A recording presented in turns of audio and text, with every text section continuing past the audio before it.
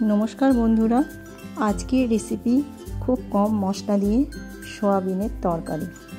प्रथमे आमी मशलाटा पेस्ट करे निচ্ছি। तोमरा चाइले सिलो पेस्ट करते पारो, जार मध्य देया छिलो टमेटो काँचा लंका और आदा। एरपर आमी सोयाबिनटाके बेश हालका करे सेদ্ধ करे निये काँची दिए एकटु छोटो छोटो करे केटे निচ্ছি।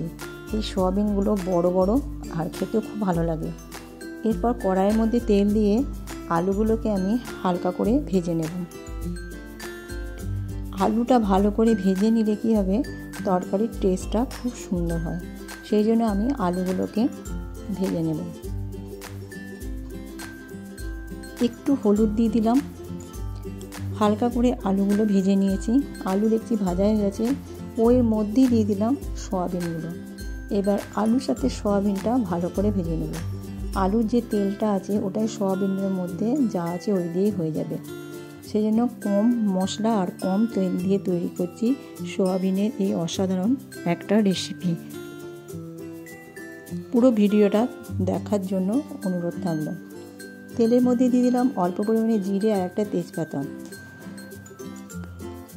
আমার এজেড ব্লগসে সকল বন্ধুকে জানাই অনেক স্বাগত ও ভালোবাসা।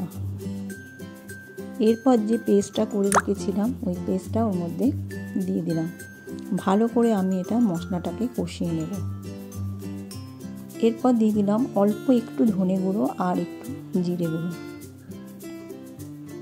স্বাদ মতো নুন আর হলুদ, স্বাদ মতো নুন আর মিষ্টি দিয়ে দেবো আর দিয়ে দিলাম হলুদ।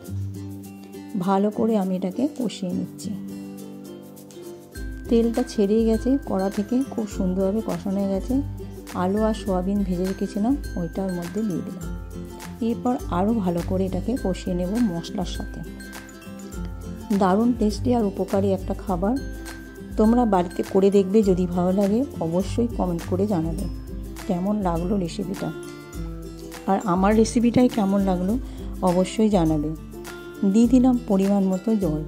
আমি খুব একটা ঝোল ঝোল রাখবো না, মাখা মাখা টাইপের রাখবো, ওই জন্য জলের পরিমাণটা তোমরা বুঝে দেবে। দিয়ে দিলাম পরিমাণ মতো মিষ্টি আর নুন। সোয়াবিনের তরকারিটা আমার রেডি। আমি 10 মিনিট পরে এটা দেখাচ্ছি। পুরো সেদ্ধ হয়ে গেছে ভালো করে। নামানোর আগে দিয়ে দিলাম অল্প একটু গরম মশলা গুঁড়ো আর অল্প পরিমাণে একটু ঘি দেবো, তাহলে টেস্টটা আরও খুব সুন্দর হয়। এরপর এটাকে ভালো করে আমি মিশিয়ে নেব নাড়াচাড়া করে। মাখা মাখা হয়েছে, এটা রুটি ভাত সব কিছুর সাথেই খাওয়া হয়ে যায়। এরপর আমি এটা একটা অন্য পাত্রের মধ্যে ঢেলে নেব। অফ করে দিলাম গ্যাসটা। দারুণ টেস্টি একটা খাবার। ফিরে আসবো আবার কোনো অন্য নতুন রেসিপি নিয়ে। তোমরা ভালো থেকো, সুস্থ থেকো।